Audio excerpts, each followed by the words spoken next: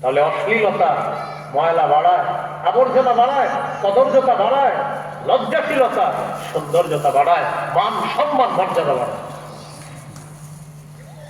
13 নম্বর, কোন ব্যক্তির মধ্যে যদি দুইটা গুণ থাকে, একটা হলে লজ্জাশীলতা আর একটা বদান্যতা, আল্লাহ তার মর্যাদা যত বেশি লজ্জাশীল হবে আর যত বেশি বদান্যতা অর্জনকারী হবে, তার মর্যাদা তত বেশি ডে বাই ডে আল্লাহ বাড়াতে থাকবে। আল হায়া ওয়াত তাকাদ্দুমু খাসলাতান মিন খিসালিল খায়র। আল হায়া অর্থ লজ্জাশীলতা, ওয়াত তাকাদ্দুমু বদান্যতা। খাসলাতানে দুটি স্বভাব, মিন খিসালিল খায়র উত্তম দুটি স্বভাবের মধ্যে দুটি স্বভাব হলো লজ্জাশীলতা এবং বদান্যতা। লাম ইয়াকুনা ফি আবদিন ইল্লা রাফাআহু আল্লাহু বিহিমা। কোন বান্দার মধ্যে যদি লজ্জাশীলতা এবং বদান্যতা থাকে, ওই বান্দার মর্যাদা আল্লাহ তাআলা বাড়ায়া দেন। আপনার মাঝে বদান্যতা, আপনার মাঝে লজ্জাশীলতা, ঘটনা চক্রে দুটি গুণ আপনার মাঝে আছে। আপনি লাজুক, আপনি বদান্যতা আছে আপনার মাঝে। এই দুটোটা থাকার কারণে আপনার মর্যাদা মানুষ দেখুক না দেখুক, আল্লাহ আপনার মর্যাদা বাড়াবে। 14 নম্বর, বলেন যে লজ্জাশীল হলো, বলেন সে আত্মরক্ষা করল। যে আত্মরক্ষা করল সে বেঁচে গেল।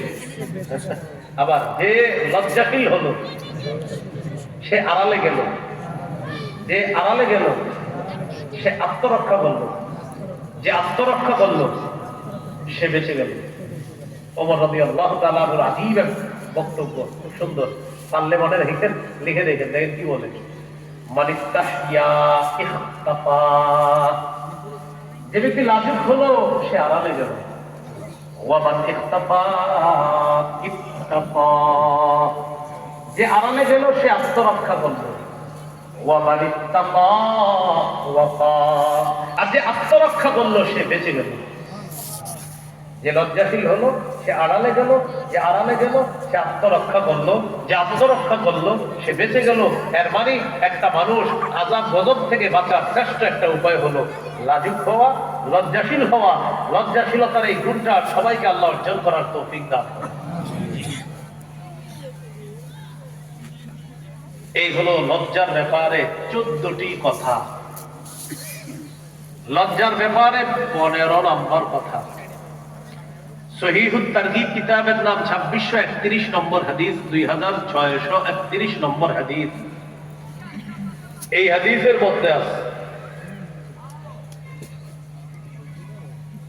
আল হায়াউ লাউ কানা রাজুলান। দেখেন কি বলতেছে, আল হায়াউ লাউ কানা রাজুলান লাকানা রাজুলান সালিহান। লজ্জা যদি কোনো ব্যক্তি হয়, এটা কোনো অনুবাদ হইল? কি বললাম? লজ্জা যদি কোনো ব্যক্তি হয়, আসলেই আরবির মূল অনুবাদ এটাই, আল হায়াউ লাউ কানা রাজুলান। লজ্জা যদি কোনো ব্যক্তি হয়, বাকি উদ্দেশ্য হলো কোন ব্যক্তির মাঝে যদি লজ্জাশীলতার গুণটা আসে, লাকানা রাজুলান সালিহা, সে সৎ মানুষ হয়ে যাবে। কি মানুষ হয়ে যাবে? সৎ মানুষ হয়ে যাবে। ওয়ালাউ কানাল ফাহশু রাজুলান লাকানা রাজুলান সুআ। কোন মানুষের মধ্যে যদি অশ্লীলতা এই পথের মধ্যে এসে যায়, সে এক সময় খারাপ মানুষ হয়ে যায়। লজ্জাশীলতার গুণ আসলে লোকটা ভালো মানুষ হয়ে যায়। অশ্লীলতার ভয়ঙ্কর অপরাধের এই স্বভাব তার মধ্যে আসলে একটা সময় লোকটা খারাপ হয়ে যায়। নাউযুবিল্লাহ। এই হলো লজ্জার ব্যাপারে প্রাথমিক 15টা কথা।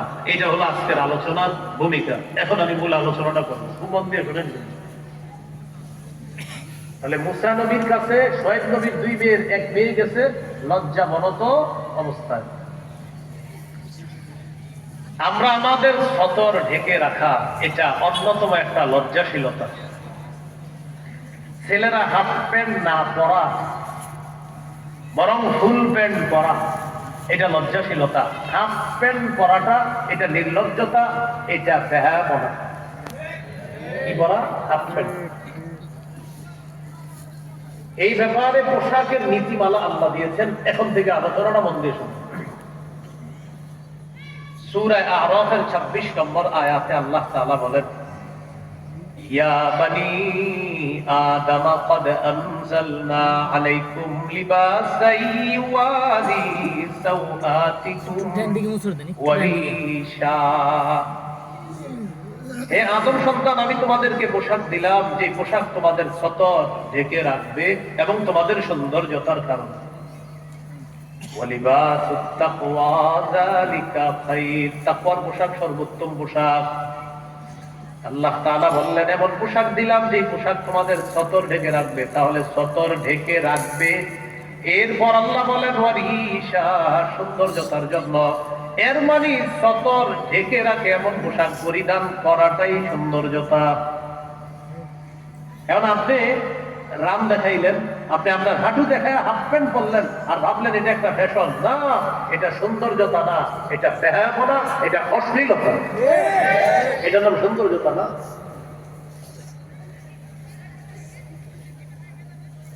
তিরমিজির হাদিস 1999 নম্বর হাদিস, 1999।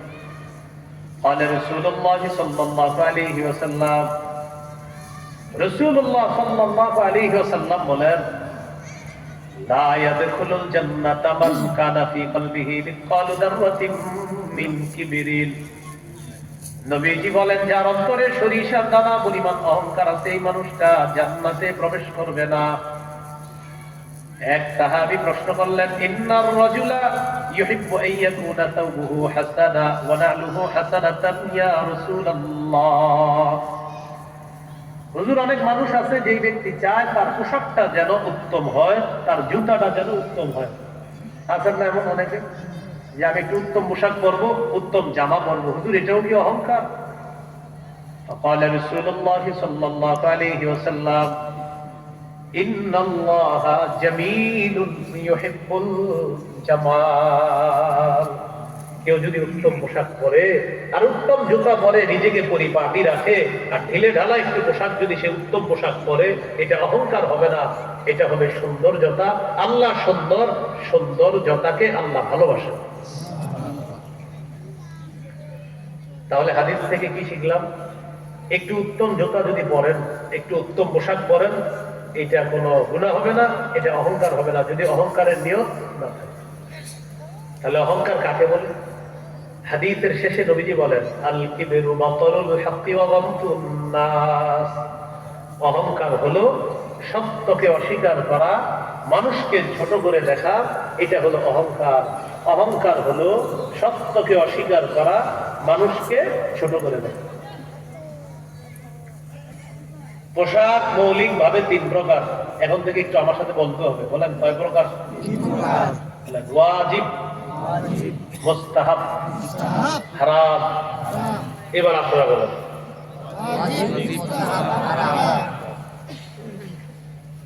ওয়াজিব পোশাক হলো যতটুকু পোশাকে আপনার সতর ঢেকে রাখবে, এতটুকু আবশ্যক, জরুরি, লাগবেই এতটুকু।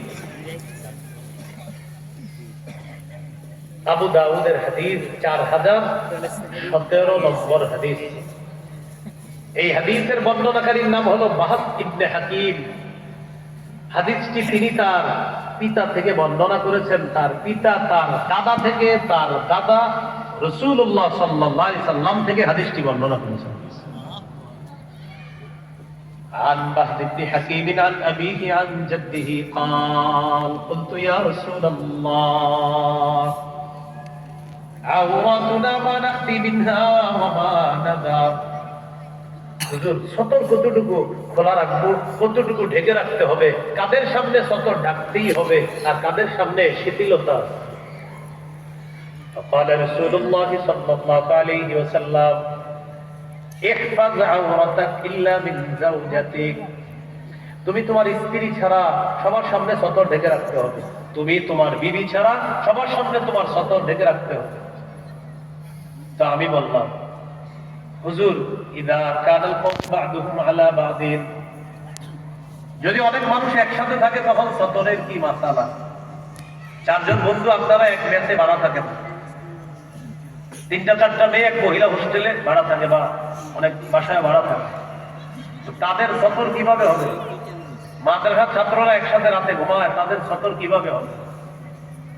فقال رسول الله صلى الله عليه وسلم, ইন ইসতাতা আন লা ইয়ারায়ান্নাহা আহাদুন ফালা ইয়ারায়ান্নাহা। নবীজি বললেন, একজন পুরুষ আরেক পুরুষের সতরের দিকে দেখবে না। একজন